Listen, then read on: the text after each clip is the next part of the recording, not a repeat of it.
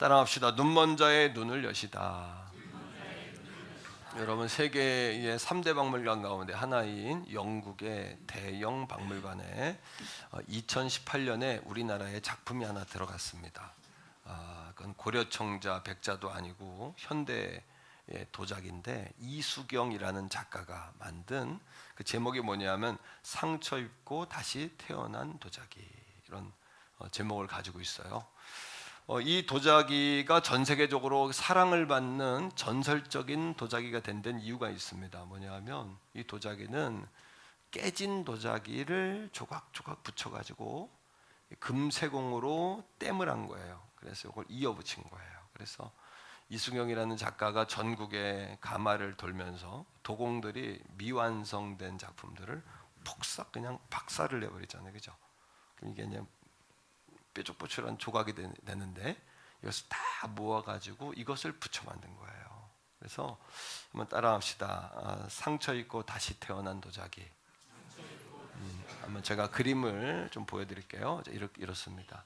이게 일반적인 가마에서 그냥 빚은 도자기라면 이런 작품이 나올 수가 없죠. 깨진 거를 갖다가 붙이니까 이렇게 원더풀하고 또 판타스틱하고, 그리고 여러분 뭐예요? 좀 아름다운 이런 도자기가 나오는 거죠.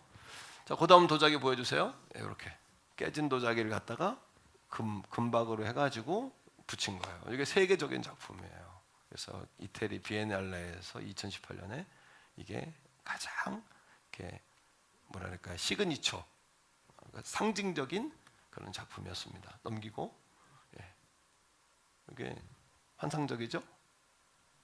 잘 모르세요? 이런 작품이 나올 수가 없잖아요, 그죠? 깨지지 않았으면. 그 다음에 나오는 게 대영 박물관에 전시된 작품이에요. 폭삭 깨진 걸 갖다가 붙였죠, 그죠? 그 다음 작품, 이수경의 번역된 도자기, 트랜슬레이션 멀스. 이거는 트랜슬레이션, 재생했다, 재생한 도자기. 그다음에 2014년에 만들었다고 써 있고 너무 아름다워요, 색채가. 그리고 Contest of the Artist and the Lux Gallery, 발음이 좋아요 제가. 그리고 필라델피아 뮤지엄 샌프란시스코 USA, 미국의 샌프란시스코 박물관에 이게 보관되어 있는 번역된 트랜슬레이트, 그러니까 다시 재생한 그런 변신한 이런 도자기다, 이런 뜻입니다. 자, 됐습니다. 제가 오늘 요한복음 9장의 말씀을 여러분들에게 전하려고 하는데, 오늘 기적을 가장 잘 상징하는 이미지가 오늘 이 상처 입고 다시 태어난 도자기, 이 작품이 아닌가. 말씀을 준비하다가 이 도자기가 얼핏 떠올라서 성도님들과 나누게 됐습니다. 왜냐하면 오늘 말씀에는 태어나면서부터 눈이 먼, 그러니까 상처받고 깨어진 인생이잖아요. 눈이 멀었는데 하나님의 은혜의 세공을 통해서 다시 정말 판타스틱한, 그리고 정말 뷰티풀한, 그리고 놀라운 그런 작품으로 다시 만들어진 한 남자의 이야기가 나오기 때문이에요. 자, 성경은 뭐라고 이야기하냐면, 제자들이 예수님, 이 사람이 나면서부터 맹인인데 부모님 죄입니까? 이 사람은 죄입니까? 이렇게 이야기해요. 왜냐하면 제자들은 유전적인 문제라고 생각한 거예요. 부모에게 문제가 있으니까 자식에게도 이런 문제가 이어져 왔다, 이렇게 본 거죠.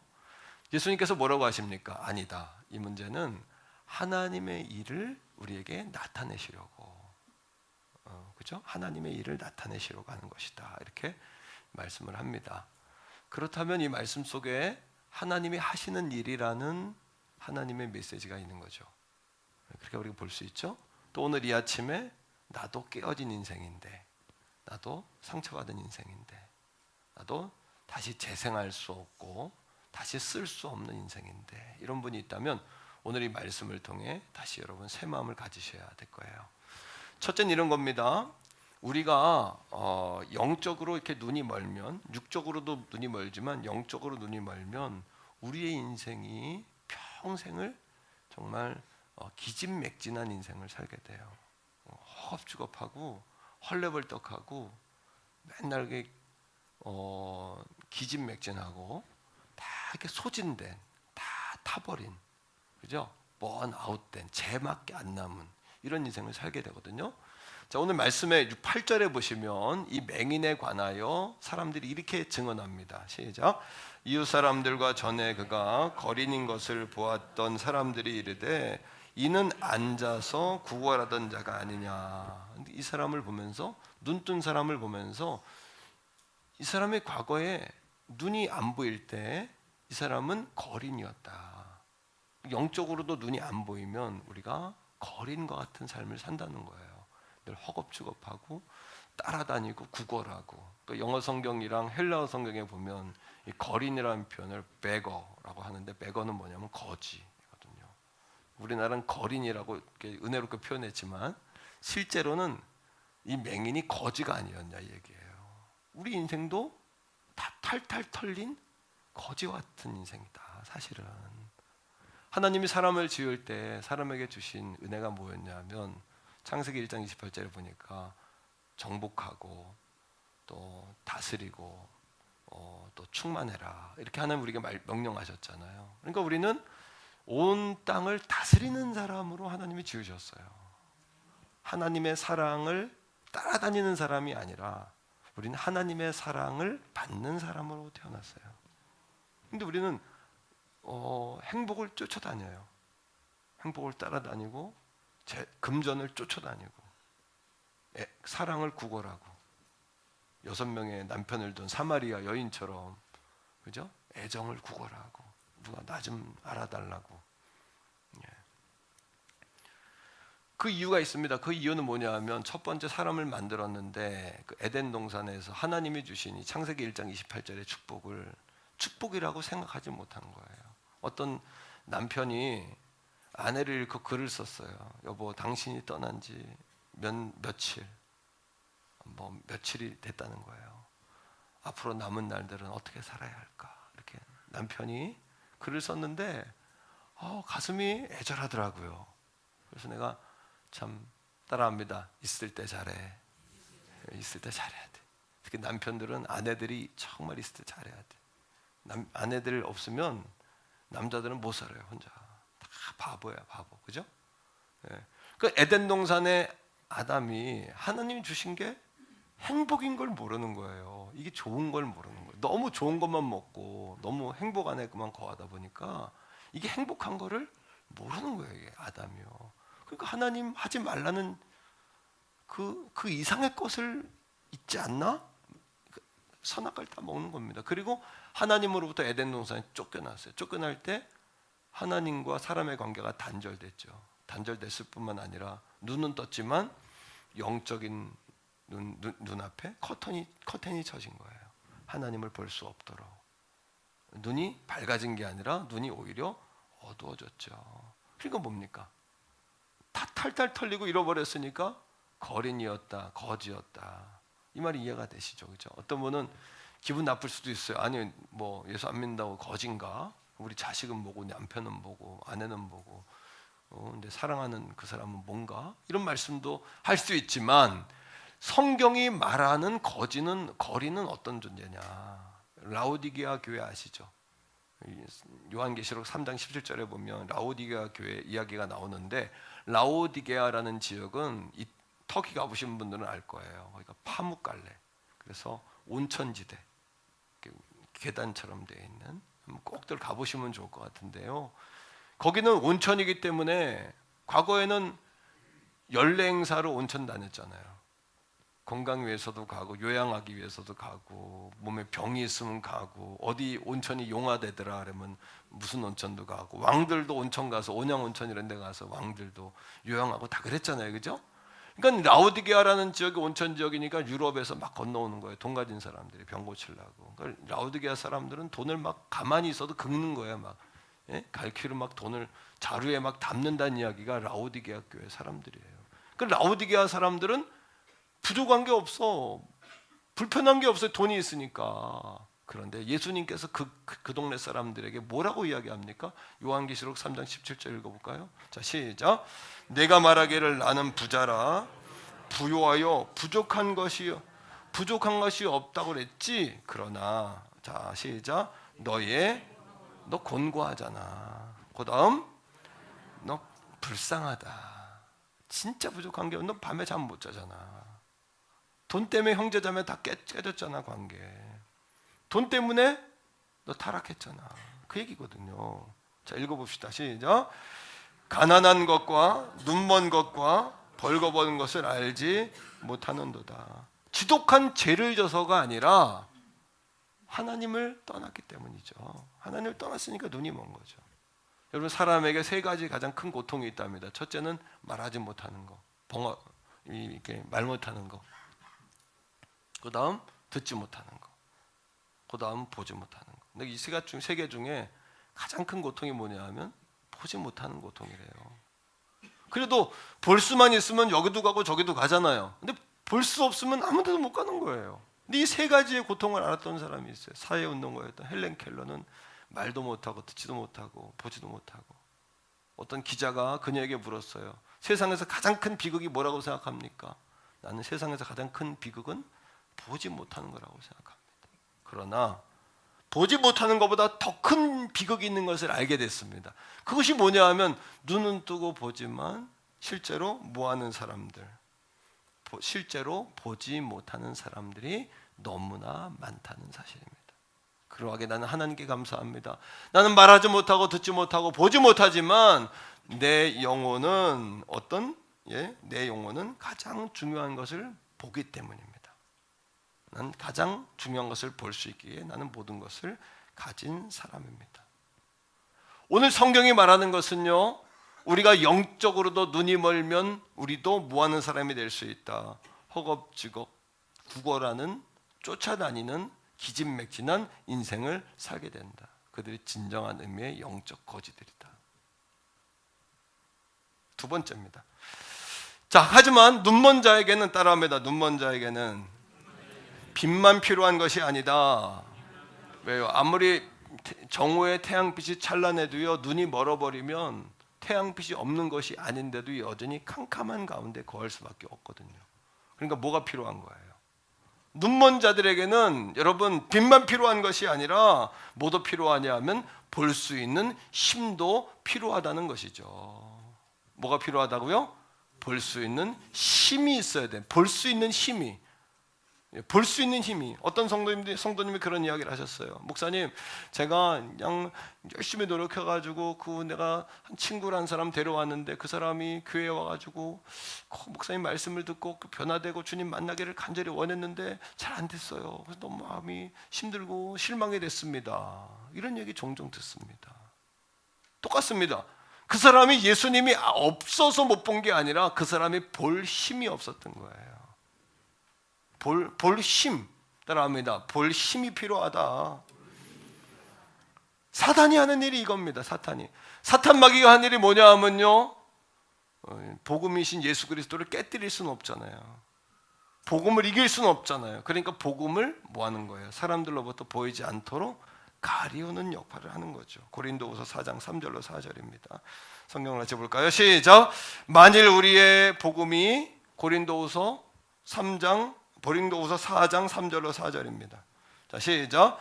만일 우리의 복음이 가리웠으면 망하는 자들에게 가리워진 것이라. 4절. 그 중에 이 세상의 신이 믿지 않은 자들의 마음을 혼미하게 하여 그리스도의 영광의 복음의 광채가 비치지 못하게 함이니 그리스도는 하나님의 형상이니라. 불신자들의 마음을 어둡게 하는 거예요. 우리가 전도해도 사람들이 열심히 전도하지만 여러분 갈 게 알았어. 그 사람이 정말 가려고 했거든요. 오려고 했거든요. 근데 마지막엔 뭐냐면 사탄이 가로막는 거거든요.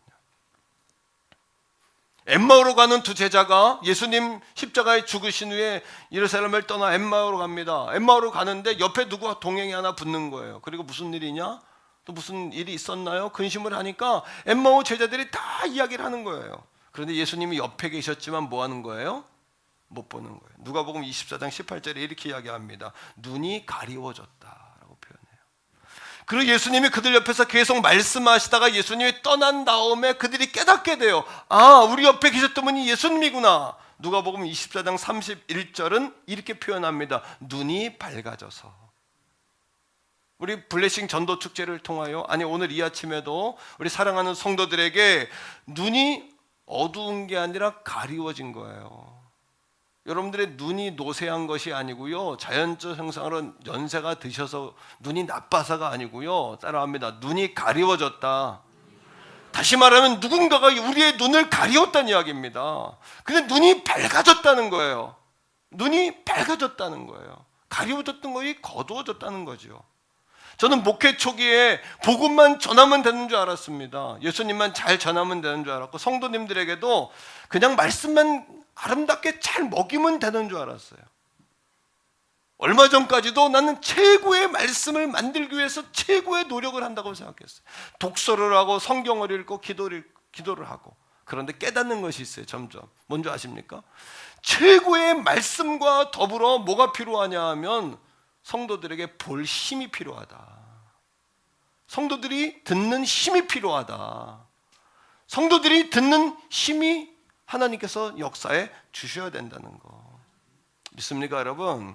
자, 고린도전서 2장 3절로 5절인데요. 바울이 이 얘기를 하고 있어요. 자기가 그리스 아덴에서 복음을 전합니다. 복음을 전하면서 온갖 아름다운 말로, 문학으로, 철학으로 그들을 설득해 보려고 노력을 해요. 몸부림을 쳤어요. 그런데 여러분, 이미 그리스 아덴은요, 예수님 탄생하기 전에 500년 전부터 소크라테스, 아리스토텔레스, 플라톤 이런 철학자들이 대학을 만들고 이미 문학과 철학을 논의했던 사람들이에요. 그들 앞에 가서 논리를 가지고 예수님을 전하려고 하니까 들어가지가 않아요. 실패를 하고 고린도로 도망 나와요. 도망쳐 나온 바울이 고린도 교인들 앞에서 이렇게 이야기합니다. 내가 지금 당신들 앞에 두렵고 떨린다. 하지만 내가 아덴에서 했던 것처럼 하진 않을 것이다. 어떻게? 내 지식과 철학으로 말씀하지 않을 것이다. 오직, 자, 읽읍시다. 시작.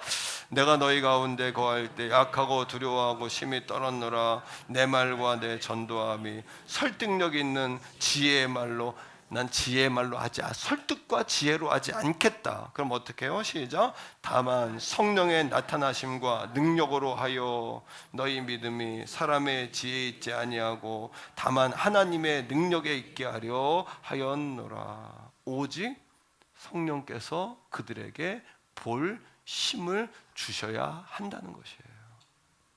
따라합니다. 보지 못하는 자에게 빛만 필요한 것이 아니라 뭐도 필요하다? 볼 힘도 필요하다. 볼 힘은 누가 주신다? 하나님께서, 성령께서 주신다. 그래서 갈멜산 기도회를 선포하는 거예요. 기도회에는 뭐가 없기에? 이런 유가 나타날 수가 없기에. 기도할 때 기도하지 않으면 뭐가 없기에? 성령의 역사가 나타나지 아니하기에.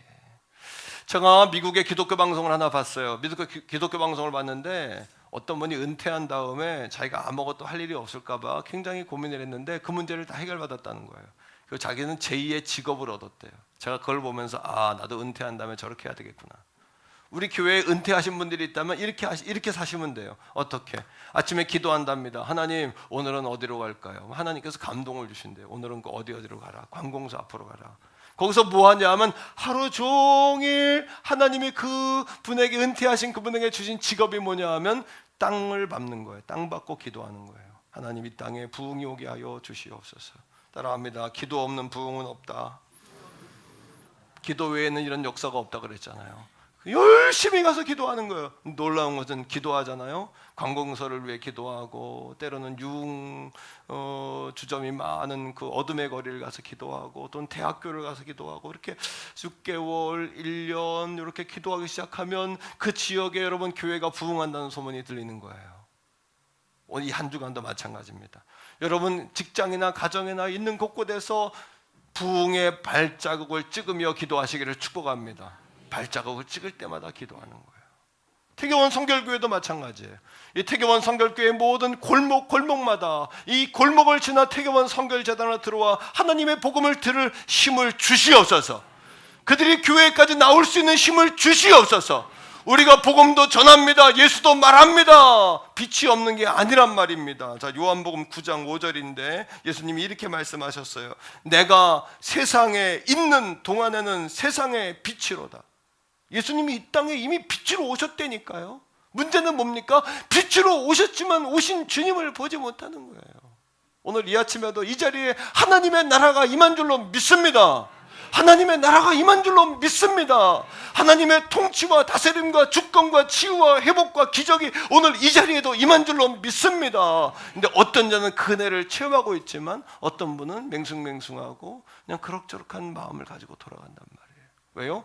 볼 힘이 없기 때문이죠. 말씀을 들을 힘이 없기 때문이죠. 그건 뭐예요? 성령께서 역사해 주셔야 돼요. 그러기 위해서 우리가 뭘 해야 된다고요? 한 주간 기도해야 돼요. 부르짖어야 돼요. 집에서 땅을 밟고 여러분 설거지할 때도, 청소할 때도, 밥을 할 때도, 밥상을 차릴 때도 하나님이 거룩한 밥상이 되게 하여 주시옵소서.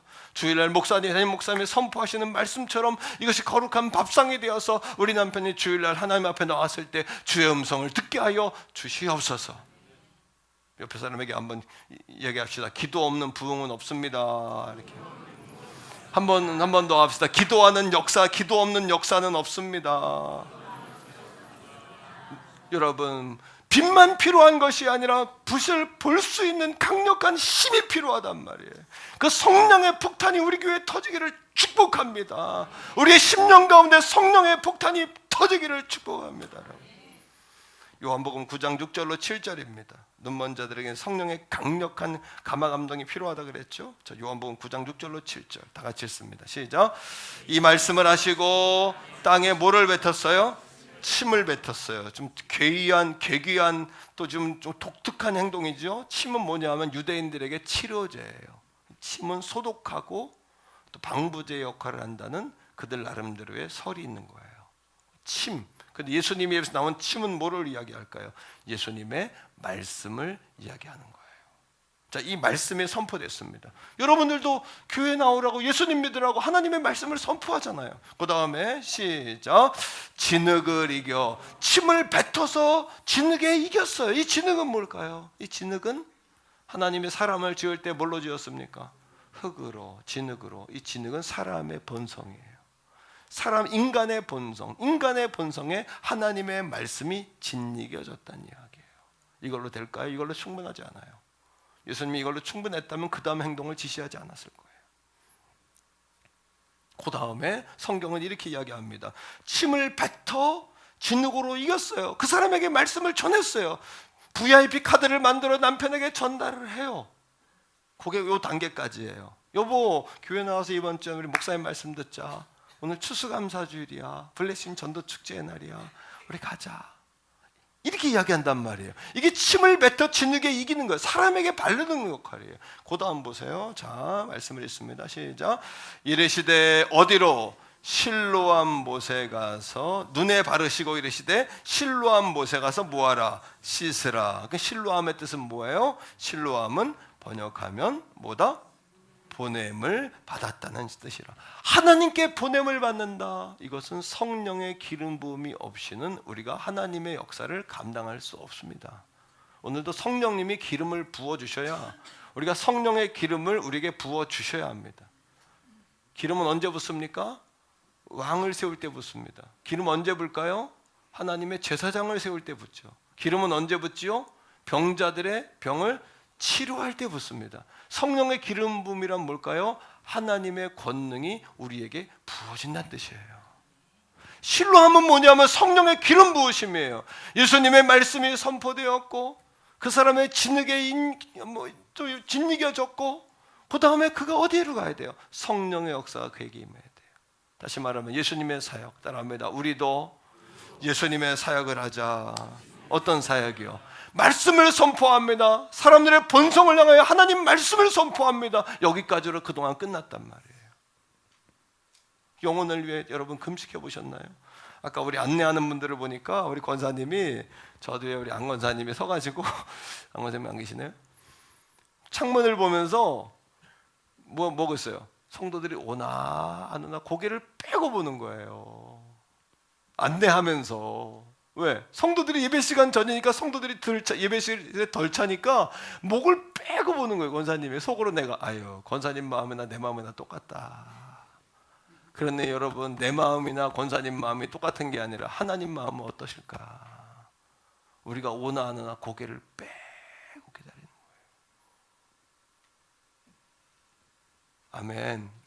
이 하나님의 은혜가 여러분들의 전도 대상자들에게 부어지려면 뭐 해야 된다? 사탄이 여러분 복음의 광채를 가리고 있잖아요. 복음의 광채를 거두어야 된다. 예. 그럼 뭐가 역사해야 된다? 성령이 역사해야 된다. 우리가 기도할 때 성령이 역사해야 된다. 우리가 기도해야 하나님이 일하신다. 그 얘기가 아니라요. 이게 성경의 약속인 거예요. 우리가 기도할 때 성령님이 부어집니다. 우리가 우리의 인간의 어떤 역할을 이야기하는 것이 아니라 하나님의 약속인 거예요. 너희들이 두세 사람이 내 이름으로 모여 기도할 때 내가 너희들과 함께한다. 제자들이 모여 기도에 힘쓸 때 그곳에 성령의 기름이 부어진 줄로 믿습니다. 예수님도 성령이 물 붓듯 하심에 기름 붓듯 하심에 착한 일을 하시고 선한 일을 하시고 눈먼 자의 눈을 뜨게 하시고 묶은 자를 포로된 자를 자유하게 하시고 놀라운 하나님의 역사를 이루신 줄로 다시 한번 기억하시기를 주의 이름으로 축복합니다. 말씀을 증거하는 저도 마찬가지예요. 말씀을 전하지요. 진흙과 같은 여러분들의 본성의 말씀을 선포했지요. 하지만 실로암과 같은 성령의 기름 부음이 여기 부어지지 않으면 전달력이 없는 거예요. 여러분 심령관절 골수를 쪼개고 들어가지가 않는 거예요. 성령님이 역사해 주셔야 되는 거예요. 이것이 예수님의 사역이요, 영혼을 구원하는 사역이요, 하나님 나라의 영적 원리인 것이에요. 세 번째입니다. 우리는 이 맹인을 통해서 불신자들이 예수님을 믿어가는 단계를 보게 되는 거예요. 처음에 오자마자 드라마틱하게, 너무 드라마틱한 걸 기대하지 마세요. 말씀을 듣다가 억 하고 쓰러진다든지 갑자기 눈물을 펑펑펑펑 쏟으면서 내가 죄인입니다, 이런 여러분 기대를, 그런 역사가 일어날 수도 있으나 대부분의 사람들은 이 맹인도 눈을 떴는데, 맹인이 눈을 뜨자마자 예수는 메시아입니다 무릎 꿇고 하나님 앞에 경배했을까요? 그렇게 안 했다는 거예요. 오늘 성경을 보십시오. 자, 10절입니다. 사람들이 맹인에게 묻는 거예요. 왜냐하면 예수님이 안식일에 사람을 고쳤어요. 그러니까 예수님을 잡아넣을 구실을 만들기 위해서 맹인에게 자꾸 묻습니다. 시작. 그들이 묻되 그러면 네 눈이 어떻게 떠졌느냐 묻습니다. 눈을 어떻게 떴느냐. 자, 11절에 이 사람이 눈을 떴잖아요. 내가 메시아를 만났습니다. 하나님의 아들을 만났습니다. 우리 이렇게 기대하죠? 너무 급한 기대감이에요. 11절 시작. 대답하되 예수라 하는 누구? 그 사람. 예수를 뭐라 불러요? 그 사람. 삼자처럼 자기 눈을 고친 예수인데도 그 예수님을 남처럼 그 사람이 어떻게 진흙을 이겨 내 눈에 바르고 나더러 실로암에 가서 씻으라 하기에 가서 씻었더니 보게 되었더라. 뭐예요? 그이가 내게 그냥 침을 뱉고 진흙을 이겨가 내 눈에 바르고 실로암에 가서 씻으라고 말한 그이가 나를 고쳤다. 예수라 말하는 그이. 예수님이 이 맹인의 구세주예요, 아니에요? 아니잖아요. 구세주지만 구세주로 믿은 건 아니잖아요. 아직은요. 그 사람이라고 이야기하잖아요. 계속해서 17절에 봅시다. 바리새인들이 약이 올랐어요. 이 예수님을 죄인으로 몰려고 했는데 이 맹인이 말려들질 않아요. 그러니까 이 계속해서 협박하듯이 묻습니다. 17절 시작. 이에 맹인되었던 자에게 다시 묻습니다. 그 사람이 내 눈을 뜨게 했다. 너는 그를 어떤 사람이라 하느냐? 대답하되 선지자니이다 하니. 점점 그의 말이 정답에 가까워지지만 예수님은 선지자는 아니에요. 이처럼 불신자들의 교회에 와서 점점 그들의 눈이 열리기 시작하는 거예요. 점점 그들의 귀가 열리기 시작하는 거예요. 오늘 2부 예배 때 예배하신 분이 등록을 했어요. 그분이 한 번에 등록하신 게 아니라 우리 교회를 거의 1년 정도 다니고 등록하셨어요. 1년 정도 다니고 오늘 등록하셨어요. 이런 거예요, 여러분. 이런 겁니다. 자, 여러분 계속해서 여러분 33절입니다. 바리새인들이 분노합니다. 맹인을 협박합니다. 그런데 맹인은 이렇게 대답합니다. 시작. 이 사람이 하나님께로부터 오지 아니하였으면 아무 일도 할 수 없으리이다. 첫 번째 뭐라고 불렀어요? 그 사람. 두 번째는 뭐라고 불렀어요? 선지자. 지금은 뭐라고 불러요? 하나님께로부터 온 사람. 이 사람은 차츰 육적인 눈에서 비닐이 떠지는 거죠. 육적인 안개가 거두어지고 그의 눈에 예수 그리스도가 보이기 시작하는 거예요. 자, 그런데 무지에서 마침내 믿음으로 가는 과정에 도달했어요. 예수님을 만나는 거예요. 자, 35절 38절입니다. 같이 읽습니다. 시작. 예수께서 그들이 그 사람을 쫓아내버린 거예요. 바리새인들이 하도 말귀를 못 알아듣고 자기들이 원하는 답을 안 하니까 안식일에 고침받았다, 안식일을 하지 말아야 되는데 잘못했다, 이 얘기를 한번 딱 해줘야 증거를 잡아가지고 예수님을 감옥에 넣잖아요. 증거가 없이 잡아놓다간 예수님을 따르는 추종자들이 많기 때문에 이건 안 되거든요. 그러니까 이가 증언을 해줘야 되거든요. 그래서 쫓아버렸어요. 그 다음에 시작. 그 말을 들으셨으니 그를 만나서 이르시되 내가 인자를 믿느냐. 인자는 뭐예요? 하나님의 아들. 네가 하나님의 아들을 믿느냐? 자, 36절입니다. 대답하여 이르되 주여 그가 누구오시니까 내가 믿고 싶습니다. 그랬어요. 37절에 다 같이 읽습니다. 예수께서 이르시되 내가 그를 보았거늘 지금 너와 말하는 자가 그이니라. 내가 말하는 그이, 너와 말하는 그이, 너의 눈을 뜨게 한다. 내가 하나님의 아들이다. 이 메시지의 38절입니다. 시작. 이르되 주여 내가 믿습니다. 내 눈을 뜨게 하신 당신이 하나님의 아들인 것을 믿습니다 하고 뭐 했어요? 절하니라. 자신의 주인 되심을 고백하고 엎드려 경배하는 단계까지 이르는 것이에요. 처음에는 뭐였어요? 그 사람이었어요. 여러분 남편이나 가족이나 자녀들이 한 번 왔다가 교회를 안 나오지 않는다고 너무 염려하지 마세요. 그들이 처음 왔던 그 시간은 그들에게 예수는 그 사람이었던 거죠. 두 번째 오는 시간에는 그들이 선지자가 되어지는 거죠. 그 다음에는요, 그들에게 하나님이 보낸 이가 되어지는 것이고, 그 다음에는요, 오늘 38절이 말하는 것처럼 주여 내가 믿나이다 하고 엎드려 주님을 경배하게 되는 것이에요. 할렐루야. 오늘 이 아침에 저와 여러분들의 각성, 또 믿지 않는 불신자들의 각성이 필요해요. 어떤 각성? 따라합니다. 한번 따라합니다. 내가 하나님을 만나기 전에는 맹인이었다는 사실을 인정합니다. 오늘도 하나님 앞에 나오지 못한 많은 이들은 맹인이었다는 사실이에요. 그 불신자들은 하나님을 보지 못한 맹인이었어요. 예수가 없어서가 아니라 볼 힘이 없었던 거죠. 또 교회를 오랫동안 나오지 않는 분들은, 여러분 나오지 않고 있는 분들은 어떤 마음이에요? 그들의 마음에 예수님을 보는 눈이, 시력이 많이 약해지고 흐려진 것이에요. 자, 바리새인을 보십시오. 예수님의 그 얘기를 듣고 뭐라고 이야기하냐면 우리도 맹인이냐라고 예수님을 따지고 드는 거예요.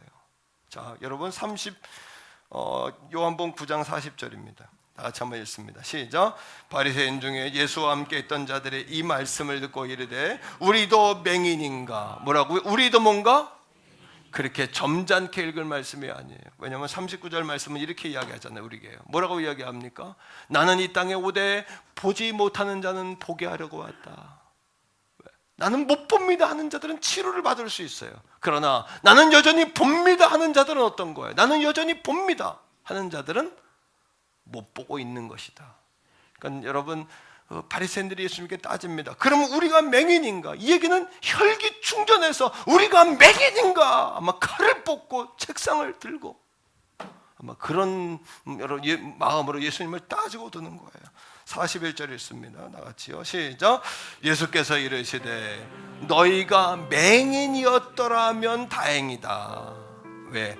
맹인이었더라면 뭐다? 죄가 없으려니와. 왜? 눈이 어두워서 못 보니까, 못 봐서 못 믿었다면 죄가 없다. 그러나 너희가 본다고 하니 뭐다? 너희 죄가 그대로 있느니라. 보면서 믿지 않는 그것이 죄다. 너희는 다 안다고 보고 있다고 말하지만 너희 앞에 있는 인자를 보지 못하는 너희의 그 여러분 교만이 죄다. 너의 눈을 가리고 있는 그것이 너희의 문제다.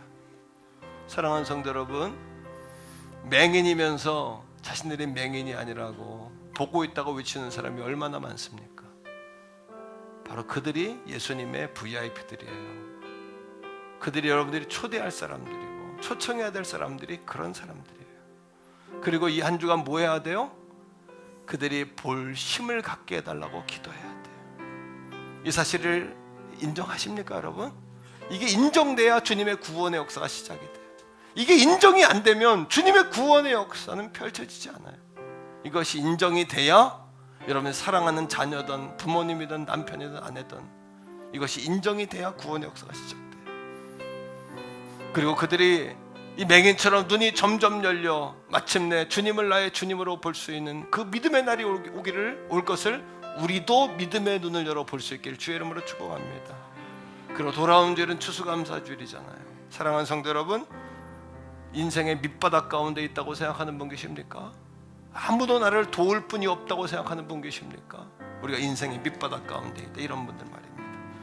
그런 분들은 하박국 3장 17절의 말씀을 기억해 보세요. 하박국 선지자가 뭐예요? 하나님, 무화과 나무가 무성치 못하고 포도나무 열매가 없고 감나무는 소출이 없고 밭에 먹을 것이 없고 우리의 양이 없고 외양간에 소가 없을지라도, 오늘 우리와 똑같아. 없고 아무것도 없고 부족하고 안 되고 이런 상황 가운데 있는 분이 계십니까? 그렇다면 여호와로 인하여 기뻐할 것입니다. 구원의 하나님으로 말미암아 나는 기뻐할 것입니다. 이러한 역전의 고백이 있기를 주의 이름으로 축복합니다. 여러분들의 살리는 감사가 터져 나오기를 바랍니다. 그래야 여러분의 영이 매이지 않고 독수리처럼 날개치며 올라갈 수 있는 것이에요. 날개치며 올라가는 것이에요. 할렐루야. 한 선배 목사님이 하늘의 보물창고가 열리는 방법을 제게 알려주더라고요.